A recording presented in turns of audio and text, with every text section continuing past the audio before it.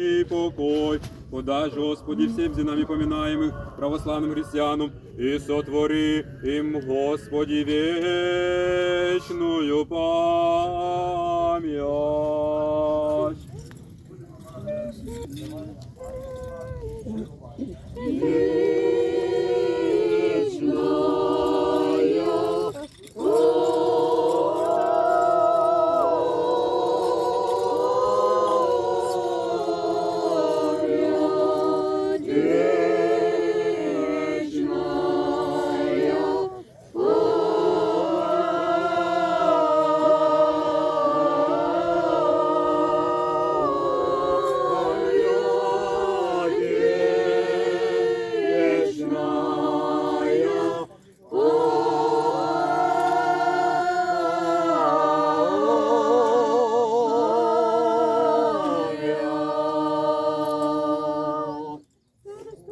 Небесное царство, небесное царство, небесное вечный покой.